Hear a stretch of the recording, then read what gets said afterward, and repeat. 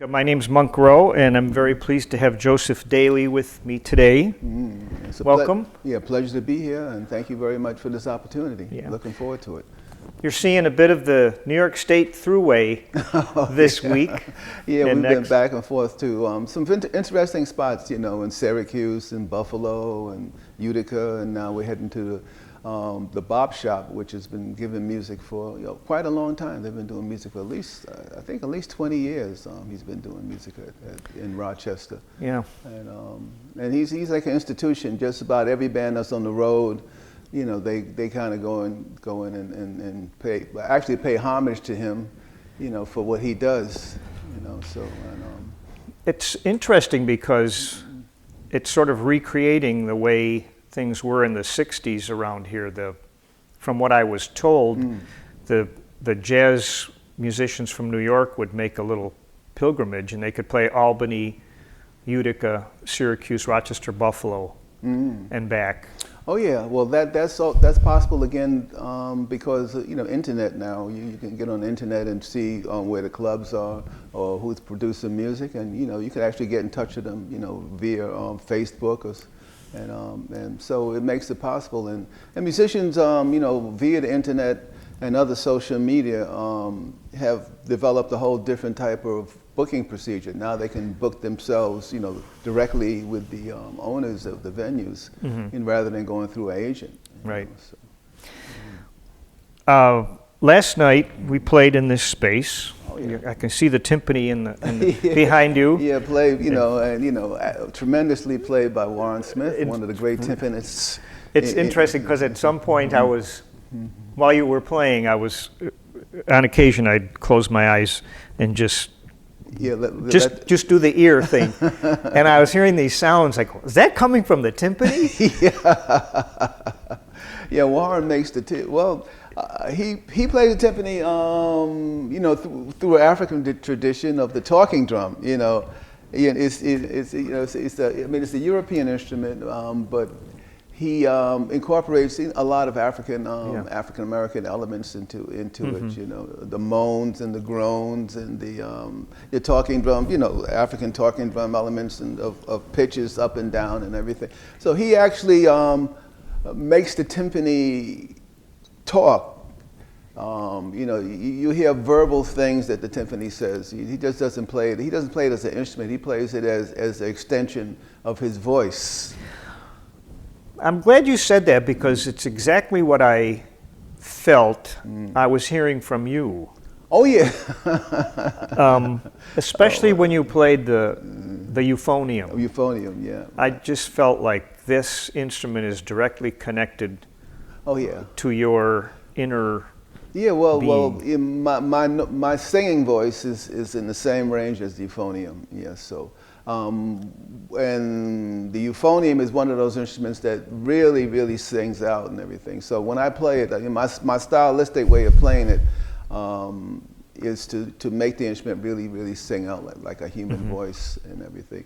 And similar to people like Paul Robeson and those are the kind of people I kind of emulate when I'm trying to play the instrument. So I don't really play that as an instrument similar to Warren.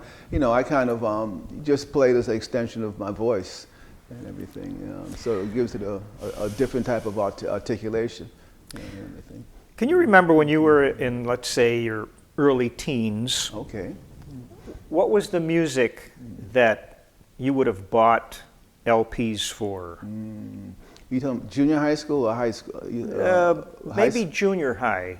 Okay, well, junior high school, Motown records were very, very popular then. So it would be, some selection of Motown. And then I grew up on the Lower East Side of Manhattan. And Latin music was very popular, so music of Tito Puente, those type of Eddie Palmieri, and everything. I definitely participate. And then my family is from the Caribbean. My parents came from Montserrat, British West Indies. So we always had a lot of calypsos and those types of music from the Caribbean. So it was a combination of Caribbean music, Latin music that surrounded me in the neighborhood that I grew up in, and then you know, popular music and everything. Unfortunately, at that age, I was not listening to jazz. I didn't get into jazz until high school. You know, so and my parents were not into jazz either. So they listen. You know, they listen. You know, my mother's music and my father's music was mainly the music of the church, and we were Episcopalian, so it wasn't the gospel music, but you know, but the anthem. You know, the Anglican anthems. Though we mainly sang. You know, those type of things is what the kind of music that my parents listened to. When you were in church singing those hymns, right. Do you remember what it might have been going through your head as far as, I'm not sure how to phrase this question, but were you wanting to move away from the written note? No, no, not that. The Episcopalian upbringing, no. Okay. Mine was, it was, you better not move away from that. No, my mother was not a big fan of gospel music. She thought it was, because you got to realize that, Montserrat was colonized by the British. And they, the British are very, very, strict and stern. And most West Indians that came out of, islands that were colonized from the British were very, very conservative. And in church, you sang the hymn like it was written. You did not, venture forth or move away from or bend a note or any type of thing. And the way and the structure harmonically, was 4-part harmony similar to the chorales of Bach, 4-part harmony Bach chorales and other things that were used to harmonize the different melodies that we sang. So, were you attracted to the bass clef at that point? I'm trying to figure out what brought you to the tuba. My evolution into the tuba is that when I was very young in elementary school, they started a band program in my elementary school, and I brought the notice home to my mother, and she was very excited, and so she signed me up for it, and I started. So in those days, you started as a class. You started in a band class. So I started in the band class where you had, clarinets, trumpets, trombones, and everything in the class. Everybody learned them, at the same time. It's not like I went out for a private instruction lesson. So everybody learned at the same time. So in those days, what they did was they, determined like maybe your arm length, your lip size, and your body size to determine what instrument that so they can balance out the band. So he thought my arms were, were long enough to be able to manipulate a trombone, and and my lips were the good size that could, really fit into the trombone mouthpiece. So my initial band director started me on the trombone, which I liked tremendously. And then my mother, she really wanted me to excel. So on the Lower East Side of Manhattan, there's a historical music school called the Henry Street Settlement. It's been there for decades and everything. And they offer scholarships. So my mother brought me down and filled out the scholarship forms, and they gave just based on financial need and everything. So I got a scholarship to study theory and trombone, and so because of that I began to excel, and I became a really fine trombone player by the time I got to junior high school. And then in the junior high school band I entered into, the band director was Howard Sapoznik, and he had a band in junior high school of 100 pieces of every instrument: bassoons, trombones, trumpets, tubas, you name it, full clarinet section, and he played trumpet himself, and that was, and every day we'd have the band playing bom bom bom bom bom bom bom bom bom, and the way he got us to want to do that is that one of the first lessons he did, he would just take out the trumpet, he went boom, and that's so good. Everybody wanted to be able to do so. Every rehearsal we stop, right through the keys. He would add a different key. He would add, so we go like through all all 12 keys of the, but by the end of the year, we got through all, and then chromatic scale. So, it was a tremendous band mainly because of the director and the inspiration. So he really inspired me. So, I became a really fine, I was playing first trombone, and he came over to me one day and he says, listen, you're really fine trombonist, and I need somebody to move into the tuba section because we're short there, and we were off the band, slightly off balance. We need to add another tuba into the section. So, you could imagine the admiration I had for this man, his brilliant playing and his brilliant way of teaching a class. So anything that he would say, if he told me that, I would have probably done it. So anyway, so he said, yeah, I said, sure, so I put the trombone down, and he brought me in for a couple of days, just to get me oriented with the tuba and everything. And then I just took to it. It just became a natural thing. I just took to it, and the tuba became, my voice at a very, very early age.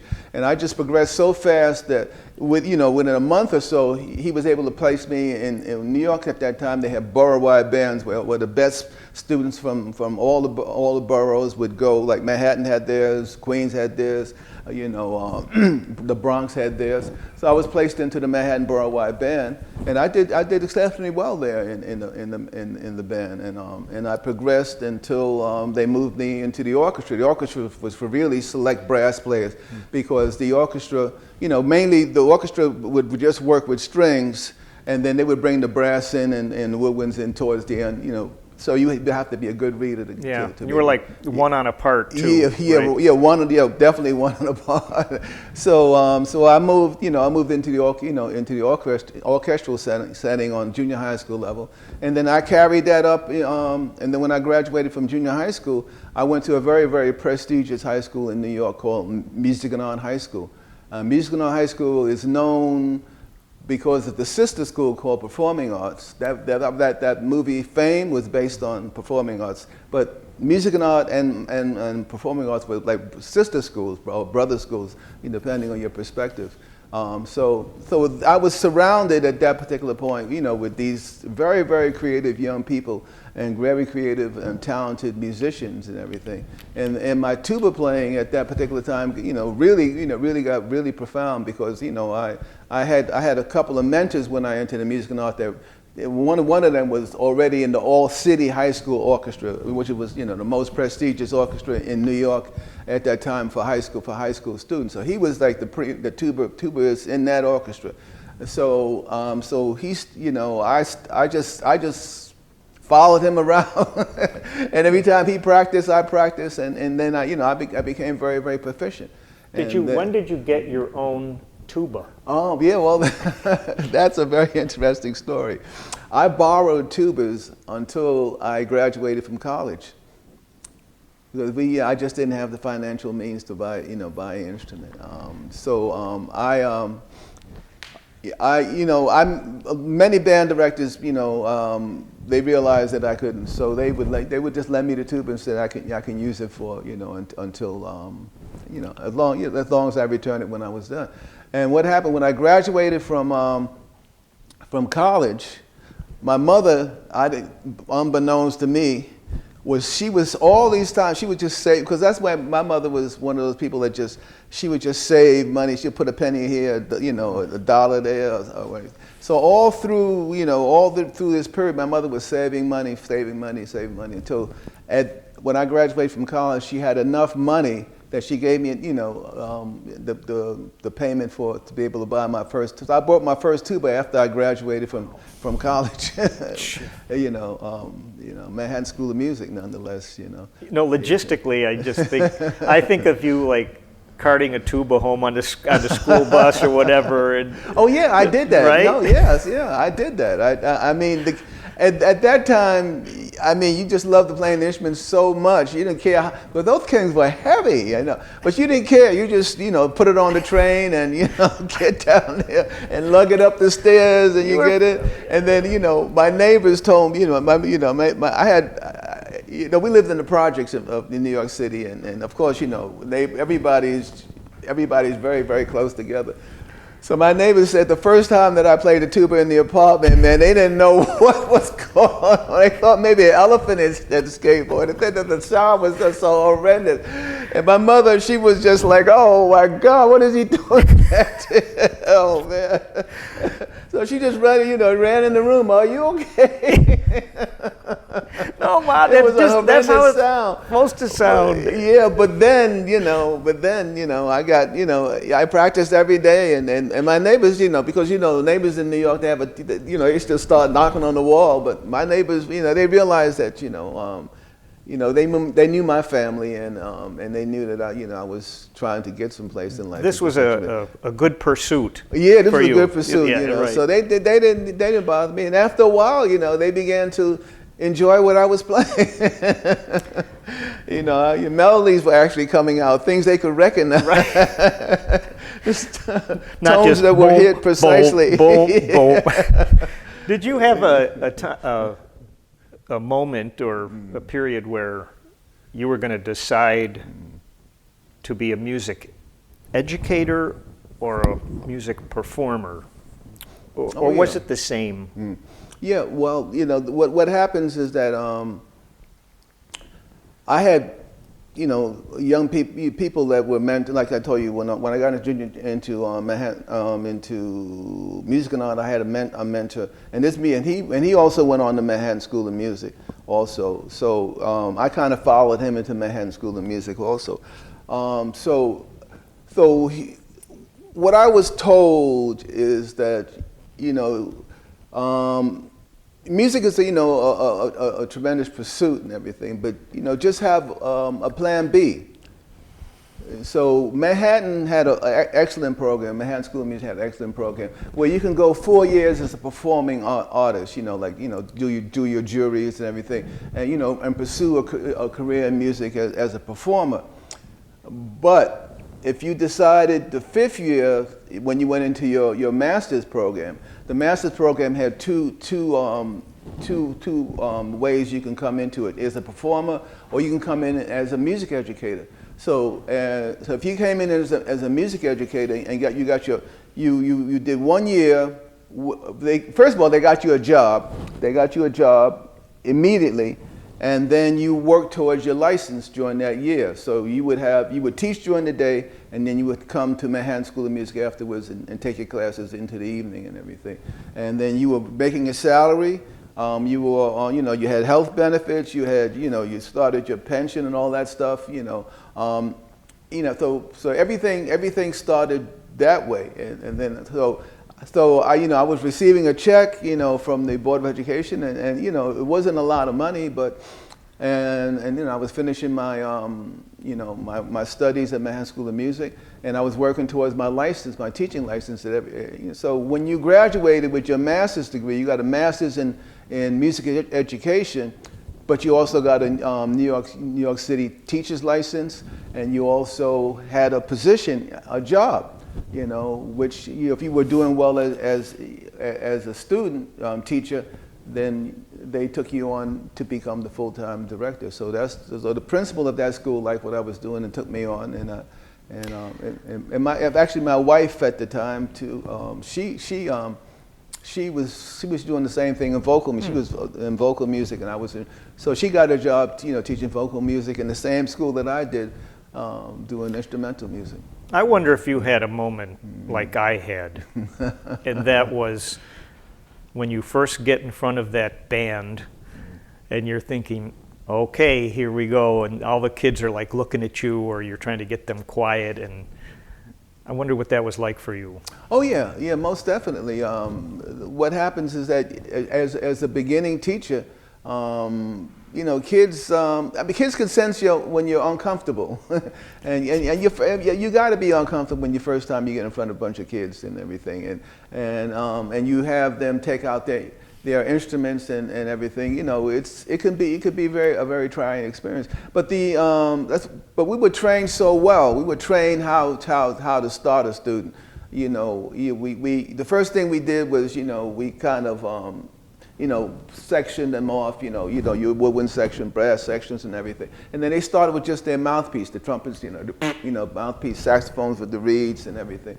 Drums, the drummers would have, pads instead of real drums and everything. So we started them off, that, and we did exercises with them just on fundamental things, getting a sound out of the thing. Because what happens with kids is they get frustrated if you give a student an instrument like a faux trumpet and a mouthpiece. I mean, there's just the buttons to press, this the hole, and how do you get the mouthpiece? It just becomes a frustrating thing, and that's how a lot of band directors get kind of screwed around and have a very disruptive program. But the approach they taught us in Manhattan, it was started with the mouthpieces and everything, and then maybe a week or two into then you get the instruments out, you show them, which a lot of band directors didn't learn these techniques about. You have to show the kid actually how to take the instrument out of the case. And then when he takes it out of the case, where do you place the instrument? You place it, you show him where to place the instrument. Then how do you put the mouthpiece in? You don't bang it. Then you have to tell him you just one turn in, one turn out, one turn in, one turn out, one turn in. And then you have them put the instrument in, and you start with the mouthpiece here, you're just getting that buzz, and then you slowly move the buzz into the instrument and everything. And then, so once you learn those techniques, what you do is the kids are learning, in a system of a stepwise approach to playing the instrument, and so their frustration level is very, very low at that particular point, and they progress, much more rapidly. So being trained to teach students how to play instruments, and then also I grew up in in music programs all the way from elementary school. So I saw what band directors did and everything. I wasn't just placed in front of a bunch of kids, never having that experience before in my life. Yeah. So. Well, it's quite a leap from that to the loft scene, and I wondered, as a tuba player. If you started listening to jazz, what did you think that your pathway into that music could be? Because you're not hearing a lot of tubas unless you're listening to New Orleans really early stuff. Or, I guess, the opportunity presented by this new music. Yeah, most definitely. So, again, like mentors and stuff, people that you run into that change your life and change your course in history. In New York City, like I said, I grew up on the Latin, New York scene on Lower East Side, which was a big Latin mecca. So I was playing, I had a valve trombone that I was doing gigs on the Latin scene, playing gigs, in Latin bands, playing valve trombones, and you could, during the weekend, the Latin scene, you can do, like a gig, an early gig, around starting at maybe 8. And then you move to another venue, do a late night gig, and then you do an after hours club until the next morning. So that was because that was before that was before DJs and all that type of thing. So everything was, every time you go into a club, it was live music. Either Latin music or rhythm and blues and everything. People came to dance to a real band. Unlike now, where you come in and guys are doing all kinds of stuff with the records and everything. So you can definitely work. So I worked a lot, but the concept of me playing tuba or anything in that context was like foreign to me, because there was no other example of, I didn't see any other tuba player playing in these bands, so. But then I ran into the great Howard Johnson. He was one of my he kind of turned my whole concept around about what tuba can do, because he was doing some very, very interesting things on the tuba. So he came in and he just shattered, my thoughts of what the tuba can do, in a improvisational setting, or a setting that's where the music is not, written down or structured and everything, where I'm not playing a tuba part, but I'm actually doing, you know, what the saxophones and everybody else is doing. I'm given the freedom to improvise and do all types of things. So Howard kind of reset my mind. And then I was also able to join his group called, at that time it was called Substructure. It was a group of 6 tubas, you know, and eventually now it's called Gravity. So I was around, you know, other great tuba players that were improvising and everything. And then Howard, you know, he was picking up so much work that he began to, like, you know, okay, I can't no longer do this, but I have somebody, you know, and then he would, you know, throw a recommendation to me, and then I'll come into the setting and everything. And then when you come into a setting like following like an innovator, they expect you to be innovative.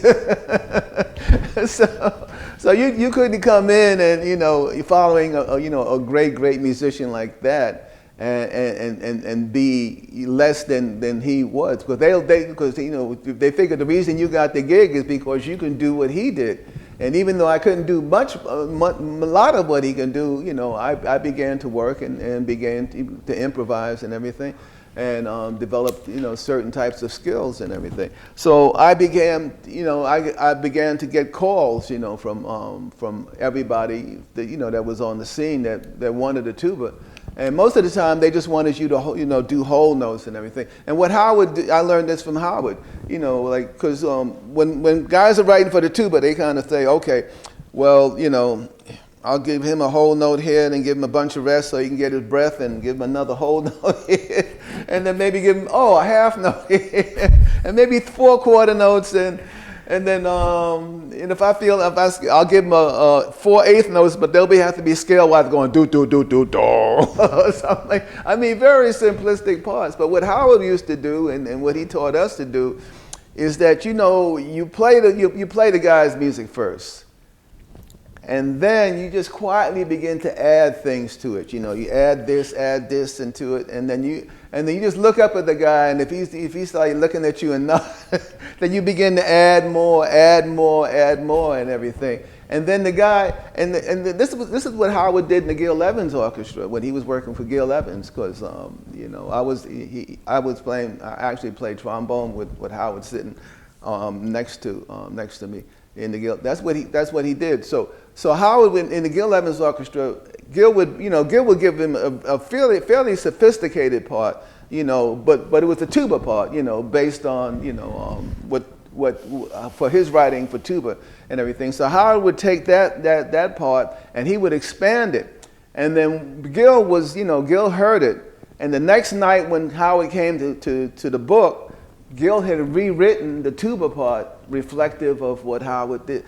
So as Howard evolved the part, Gil, you know, evolved his writing for the tuba and realized the tuba could do so much more. So then he began to write more and more for Howard, and then Howard began to expand on that. So if you came into sub for Howard Johnson and the Gil Evans Orchestra, there's, you know, besides, you know, having lengthy, not an 8-bar tuba solo. I mean, you know, a full expressive tuba solo where you can just express yourself and go as long as you want to play. Besides having that, your part was, you know, very, very sophisticated, you know, and everything. How did that work with working with the bassist? Oh yeah, well that's the whole thing. In that band, it was a bass player. His name was Herb Bushler, and him and Howard were like very good friends. And what Howard would do is, like, he would listen to what Herb was playing on the bass, and he would pull out certain parts of what Herb was playing and incorporate those into the tuba part. So Howard was not only playing like tuba parts, sectional parts, he was also playing tuba bass parts in conjunction with the bass player. And then at certain points he would say, okay, well, rather than play with him, let's say if Herb is going up, maybe if I go a contrary down and go down and do that. So I mean, he would definitely work in. I mean, that's that's the trick of it. You just can't play anything and anything. You have to be listening to the people around you, what they do, and Herb became like a thing where Herb. I mean, if you listen to the album Bengali, You listen to that, and just listen to Howard Johnson and Herb Bushler on a piece called Thoroughbred, written by Billy Harper. And just listen to how they interact, between, and you see exactly what I mean. Wow. With that. That's a prime example. I saw, because I was in the band at that time. In fact, I'm on that record. I saw how Howard evolved, with Herb over the, from the time the arrangement came in till the time the arrangement was recorded. So you saw that evolution, and then Howard, single-handedly, evolved the tuba, because he passed it on to people like Bob Stewart, Dave Bargeron, Earl McIntyre, and a host of other people. He passed this information on, and everybody that comes in, everybody that plays tuba now does that. Now it's just like, that's expected of a tuba player to come in, be able to play whatever's written, and then, listen to the bass player, and then when he has like open space, join the bass player and play in conjunction with the bass player. Wow. And then if we have enough time to evolve to the point where you begin to do counter lines against what the bass is doing, So Howard Johnson was like your graduate school. Oh yeah, he was my graduate school. I mean, for jazz, because jazz wasn't taught at Manhattan School of Music at that particular time, jazz wasn't taught in my junior high school. No, my high school we had a jazz program, but it just had started, and I was fortunate enough to in high school I never went to lunch. Because they had band classes all day. We had 8 bands, we had 8 orchestras, we had jazz ensembles, brass ensembles, and everything. And so anytime there was a lunch period, I would find where there was a band going on, and I was sitting with that band, or brass ensembles, or I would find a practice room to practice. So I never ate lunch in the cafeteria. Oh. I just I practiced. So I practiced just about all the time. I have to get back to that. Traveling, because what happens is now is for me, it's the business of music. Takes up a whole lot of time. Mm-hmm. Booking bands and transportation, food, and budgets and everything. So it takes up so much time that you have to. It's difficult to get the amount of hours needed to be very, very proficient on your instrument the way I like to be. So, I admit that I am slipping a bit right now, but that's because it's just the business of music is just so, it's overwhelming. Because most musicians right now book themselves. They book themselves. They I'm driving the van. You transport yourself and everything. It's like another thing about self-determination, that you want the music to thrive and everything. And the only way you have to do it. If you don't do it, who's going to do it? So you begin to just do it and everything. And what most musicians are finding out, because if I tell an agent that I send him a CD of what I play, and then I said I want to book a gig in Utica, New York, he'll say, nobody in Utica, New York wants to hear what you're playing. They would, because the music is, you heard it, it was very, very progressive and everything. So they think there'd be no one in Utica that would hear anything like that, So what musicians are starting to find out is the audiences are much more sophisticated than a lot of agents are giving them credit for. They're very, very sophisticated, and they're very open to all kinds of music and all kinds of style. So. I want to talk about that. You just used the word progressive to describe your own music, and over the years we've had the word free jazz and avant-garde. Avant-garde, right. Do you object to any of those terms? Well, avant-garde means, new, cutting edge, but this is music that's been playing since 1971, so it's not new anymore, so avant-garde is a term, just to put it in a box and everything. And free jazz, I don't.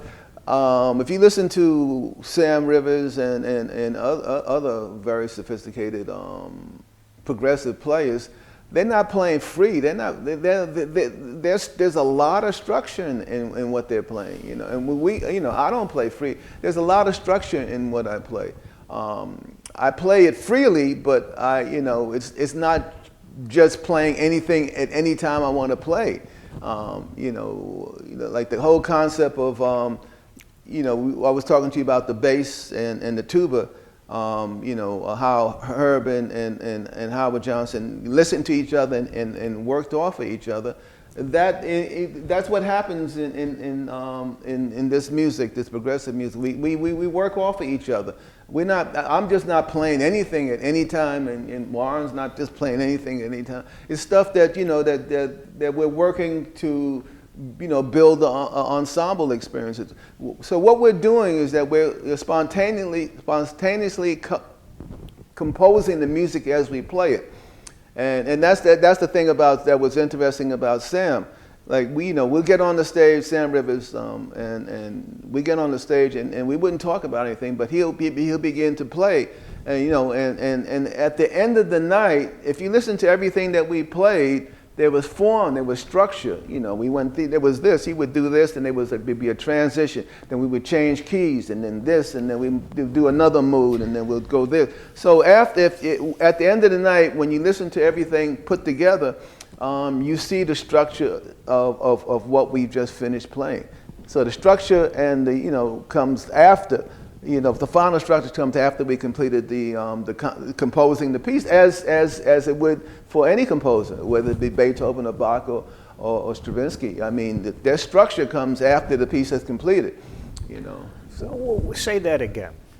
Okay. Because I just had the wonderful opportunity to hear the Rite of Spring. Oh, the Rite of Spring performed live. Right. And I was thinking after I left last night that came to mind, because some of the stuff you did almost reminded me of parts of that piece. Oh, yeah. And I could envision Stravinsky writing all that complex music. Right. I mean, you guys achieved the same feel with three people being spontaneous. Exactly.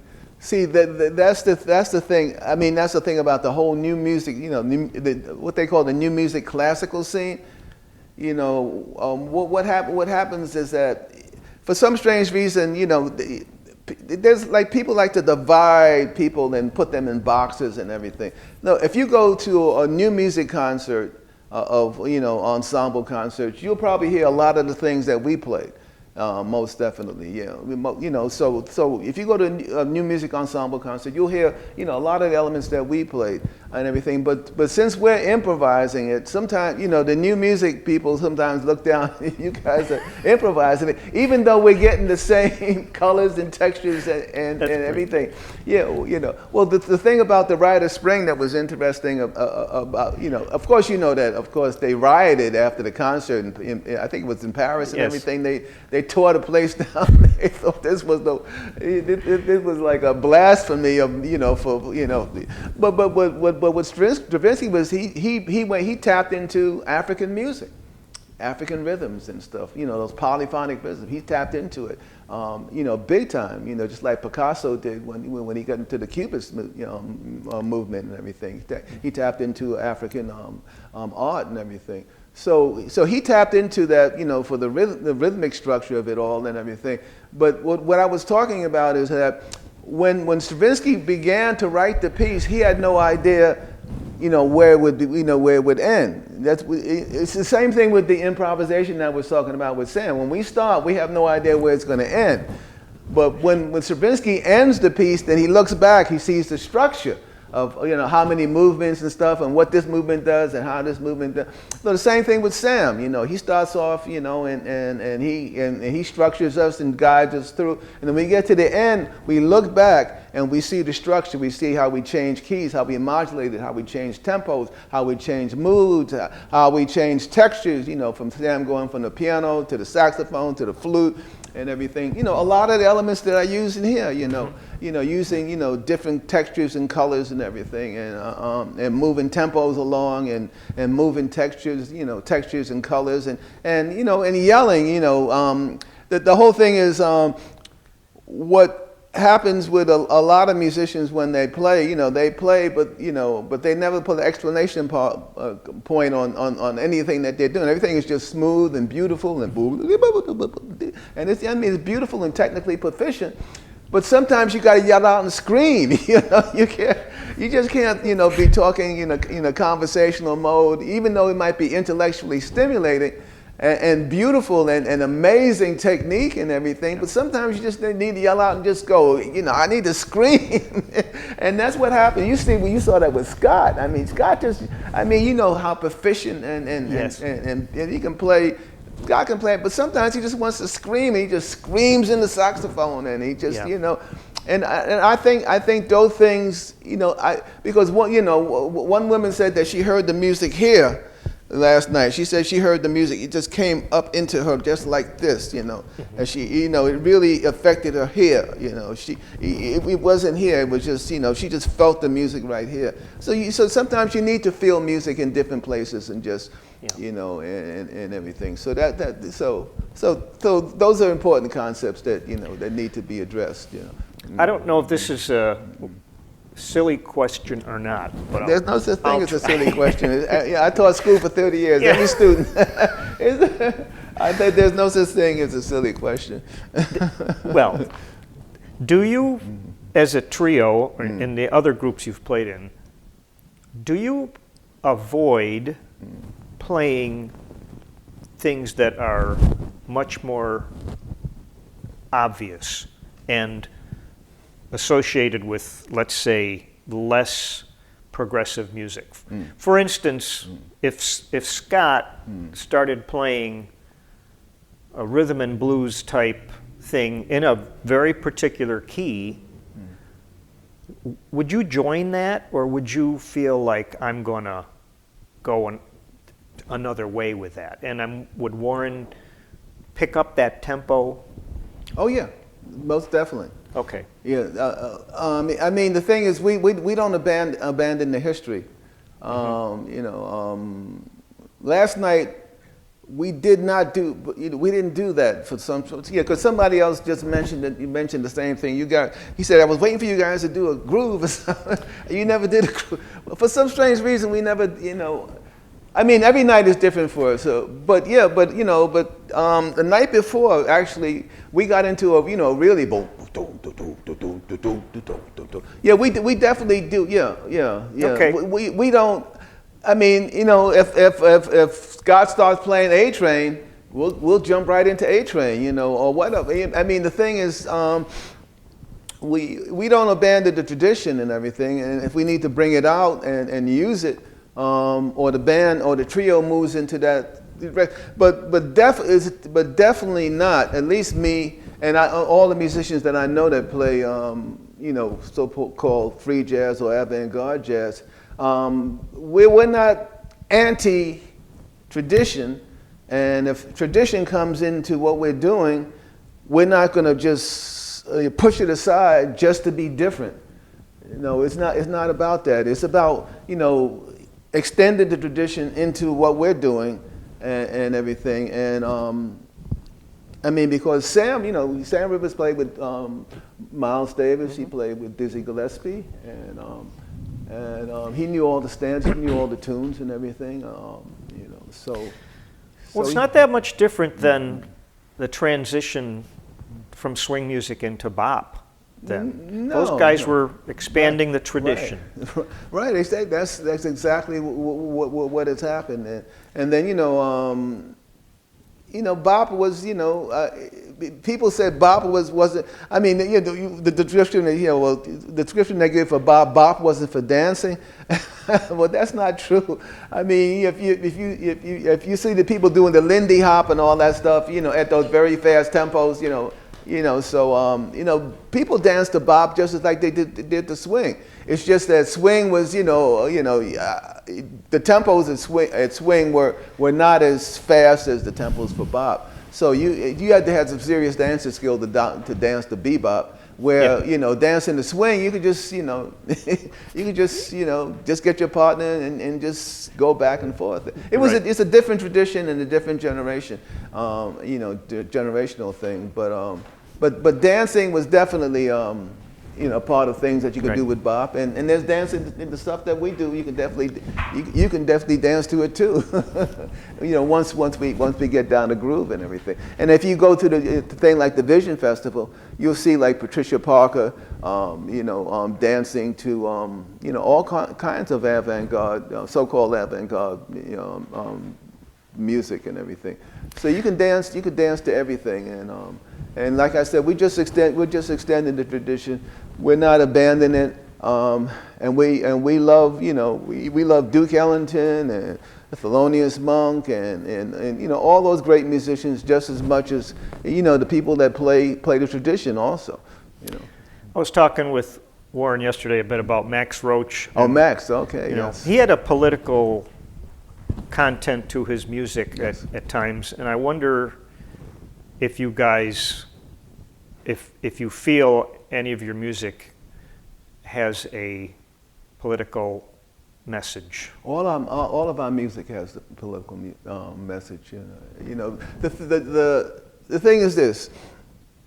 As African Americans, especially African American men, there's always a message, that we can do it and we can survive. Because I can leave here and go driving down across the thruway, and then get pulled over by a police officer, and the next morning you read that that I've been shot, and it won't a lot of people won't even bat their eye, because it's just like. Because it's just, this type of thing just happens, So, the injustices that, have been put on us, as African Americans, by this society and everything. Every time we play, we're making this, some type of political statement, especially in this music, like the second set, the music, I call it the revolutionary music. This is revolutionary music and everything. And every ensemble, one of the CD I had out last night was the Trayvon Martin tweet thing that I did with Bill Cole and everything. We have political. My Seven Deadly Sins has a huge track that I wrote for my brother called "Ballad of the Fallen African Warrior."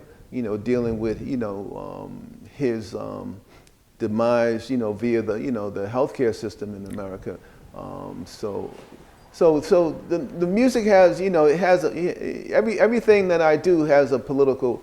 Sometimes I don't think it's appropriate. Like last night, I think it was appropriate to address that in certain situations, but. Yeah, but everything that I do, has to have a political statement, because I'm a reflection of society and everything, and I gotta let people know that my life matters too, and that, like the whole Black Lives Matter movement, my life matter. But the thing is, what most people are failing to understand is because I say that Black Lives Matter. It doesn't mean that other people's lives, do not matter, but they're already protected in the system. They're not going to be shot down, like Trayvon Martin for no reason or anything. They have these protections built in already, so their lives, people know their lives matter, and they treat them in that type of respect. But for some strange reason, people, especially law enforcement and other people, think that our lives do not matter. So we're not. Black Lives Matter is an inclusive movement. We're including. We include everybody in the concept of Black Lives Matter, because we already know that people know that these other lives matter. So we just want that same type of respect. So it's just a matter of getting the same type of respect as the other people whose lives, based on the way society is set up. Their lives already matter, so we just want that same type of respect. Oh, thanks for sharing that. What do you say when someone says, "Yeah, but things are much better than they used to be"? Yeah, well, for some, and everything. But if you look at the data of fallen African American men and women, through no fault of that, they haven't done anything. I mean, I mean, I think the numbers are still pretty high, you know, and everything and all. So the thing is, things are. I mean, things can be seen as better because you have Oprah Winfrey and these other people that are, you know, have done very well for themselves and everything. Yeah, but you know, there was a very, very interesting report. I don't know if you saw that coming out of Boston. That, you know, that says like the African white family in Boston has assets of about what 240, 200, you know, around the 200,000, you know, range and everything. And the African American and Hispanic, theirs is 0 to below 0 of money in relationship to debt and income. You know, so if you the amount of money that they have coming in to cover their expenses just covers their expenses. Sometimes it may not. So if you look at their total resources in relationship to debt and income, you know, they are in the minus column, you know, or at 0. And so when you look at those numbers, you say, well, things are better for some. And things, you know, even though they seem to be better for others, are not really, you know, not really that much better.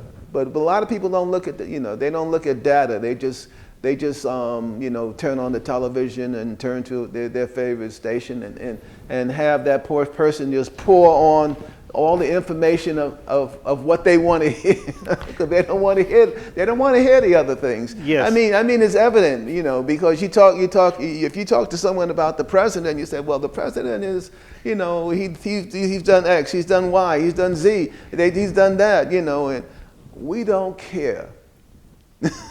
We don't care what he's done.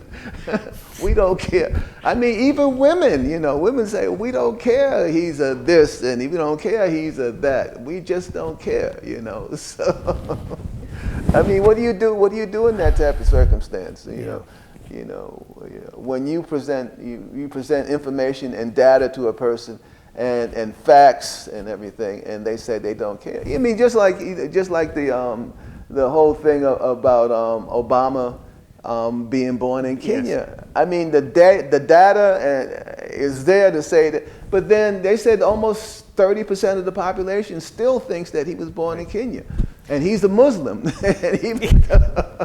Yeah, it's a scary thing. You'd think that the instant communication that we have now would make things better, more truthful, and it's not. But the thing is, people don't want to hear it. People want to shut. It's almost like, you know, the segment of the coal miners that believe those jobs are coming back. If they do come back, they're gonna come back with robots. They're not coming back with. They're not sending human beings down into those mines anymore. And the whole concept, what Obama was trying to do, he was putting together programs where he had community college programs where these people could come and be retrained for real jobs that were coming in the future. And they rejected that. My father was a coal miner, my grandfather was a coal miner, I'm gonna be a coal miner.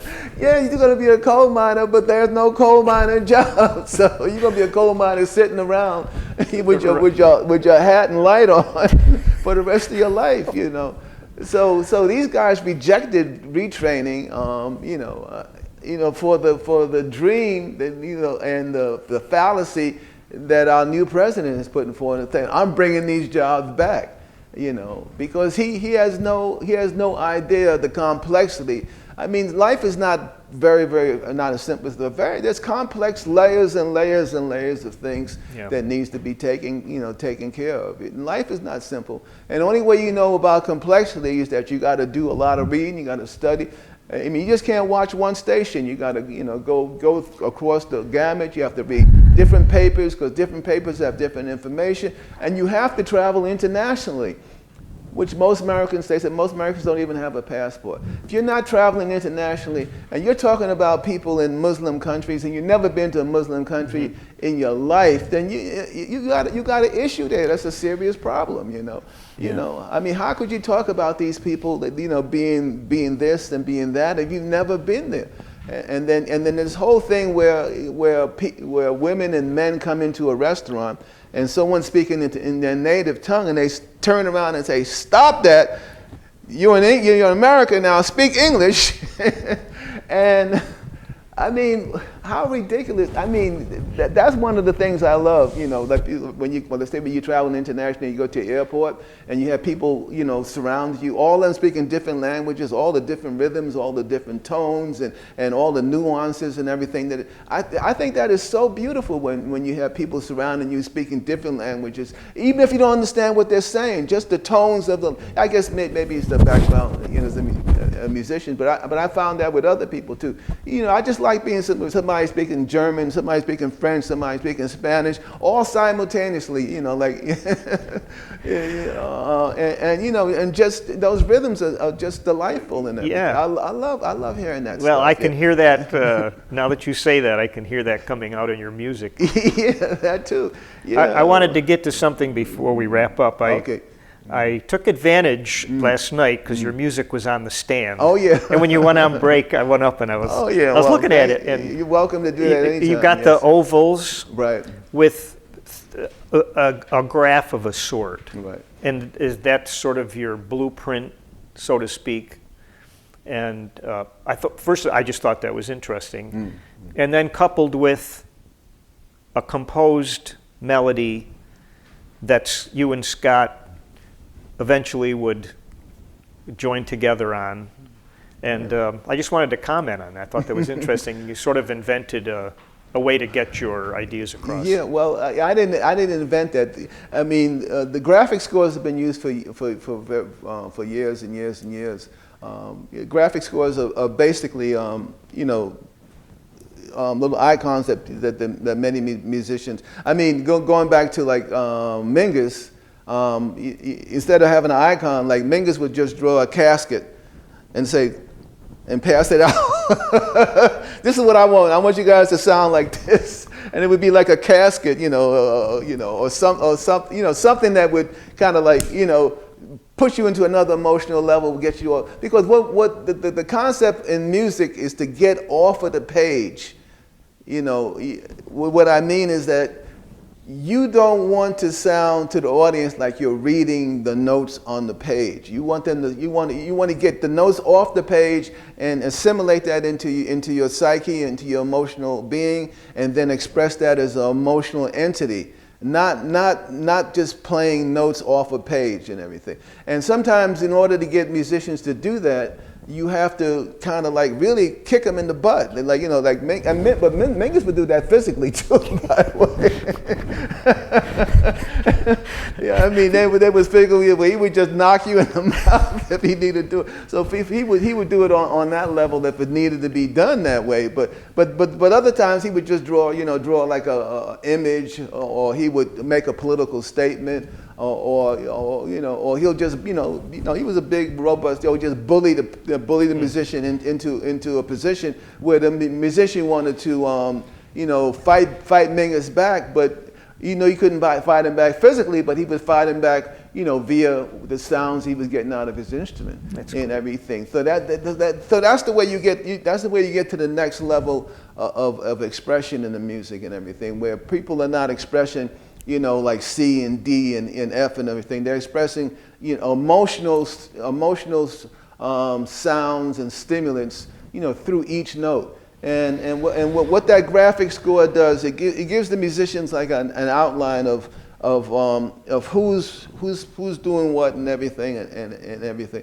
And then moving into the melody that I want to use is that rather than just write the melody out without the musician seeing exactly who's doing what, where, when, which was with the graphic score. And the graphic score, I mean, the prime example of how a graphic score is used. If you see marching band, if you go see a marching band on, that's how they plot out the marching band. They plot them out through the graphic score like that, where this person's at the 15-yard line, then he goes this, and then he goes up, and this icon comes around and it forms this beautiful whatever, this formation. So the same type of thing, with me. I take these icons and I move them along, and then I want a certain textorial formation set up. And the musician sees the exact texture that I want set up, and I want these textures to introduce the next segment of the music that we're doing, and then part of that introduction to that next segment is going to eventually lead us into a point where we're going to play a melodic line, based on the textorial distribution of how the instruments are set and placed in like I was talking to you last night about how the tuba and the bass saxophone complement each other, the baritone sax and the tenor saxophone complement each other. So that visualization of that, and then it also alerts the musician who to listen for. Okay, I gotta listen to him, I gotta listen to, or whatever. And then there's certain things that in that graphic thing that say who sets the tempo, who's gonna be the lead voice and everything. And some of the colors, I tell the musician that if you have the color, if your color is this color, then you're the lead person here. If your color is this, then you're background and everything. So there's a lot of things in the color concept of a graphic score. But it's not a new concept, and a lot of classical ensembles are using it, also, in different sorts of ways. It's just a new way to notate music, so that the musician can get into it, get off of the page a lot quicker, and get into a deeper emotional outburst of sound than they would just reading, C on the third line, on third space C or whatever. Right. So. I had an interesting thing yesterday because I got to ask Warren, how do you, as a trio, know when to end some of these spontaneous compositions? And then I got to see it last night and hear it, and it sort of made sense. I can't tell you why, right. But it sounded like, no one did a cutoff, but it was sort of like this. If anybody does a cutoff, we're not going to look anyway. No, the thing is, it's just like I'm talking to you, and you're talking to me. That's the thing about the conversation. We're talking to each other. Right. When the conversation's over, you're not going to cut me off and say the conversation's over. The conversation just naturally comes to an end. We talked about certain things, and then you'll make a statement saying, okay, well, thank you very much, and I'm very glad that you. And then I know automatically, it's coming to an end. Well, the same type of thing. Warren will do something, or Scott will do something, or I'll do something, and then we'll kind of, because last night, I don't know if you heard, I'm going to talk to Scott about this tonight. When we drive it in, but like Scott, somebody told him that we had to end a certain time. Right. And I heard in his playing that he was trying to make the ensemble stop. I heard it. I heard him pushing, to that last note to get us to stop, because he wanted to stop at a certain time. But I didn't want to stop. That's what I'm saying. Sometimes you have these conflicts. I didn't want to stop because he told us that we can go. I forgot his name. Orrin said. Yeah, Orrin said we can go to it. He told me we can go to 11, and then Scott heard. Somebody told Scott we had to stop at 10. So Scott was trying to stop us at 10:30, and then his wife said, why don't we just go to 11? So she split the difference. So I was working towards, I figure I won't go to 11:15, I'll go to 10 to 11, but Scott wanted us to stop at 10:30. And he, I kept hearing that. I kept hearing him pushing to, well, that's what I'm saying, each musician can push us to stop, and they can push us to go. They can push us to go out. They can push us to go in. They can push us to be sensitive. They can push us to be hard. They can push us to be harsh. you know, depending on what they do. And because we feed off each other, you know. So if I hear Warren really pushing, then I know I got to push, you know. If I hear him backing off, then I know I can back off and everything. Same thing with Scott, you know. So that's the interaction of music, just like we interacting right now. You know, if I say something funny, you know, you'll have to make a determination whether you're gonna laugh or not, right? but the same type of thing, you know. But if I say something to insult you, then all of a sudden it's a whole different reaction, you know. So it's the same type of thing here. We do. That's the thing about, you know, the power of improvised music, that it builds the brain in a different sort of way. Because at the same time, because you have the skill, I can see it. You have the skill to listen and speak at the same time. A lot of people don't have that. You know, once they start talking, their ears shut down. And that's the whole thing about playing music. As you're playing, you have to listen to what's going on around you. You know, because if you don't, then why are you playing, and who are you playing with? You know, and I play in some bands and some where musicians, I can't. When they tell me that when they sing their part, they don't hear, or they played it, they don't hear what they.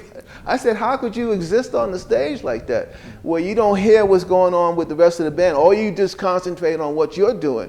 I said, how could you exist like that? I mean, you know, but you end up finding out those musicians are very, very rigid. Because the band begins to bend, and begins to do different things, and these people don't. They just like my part.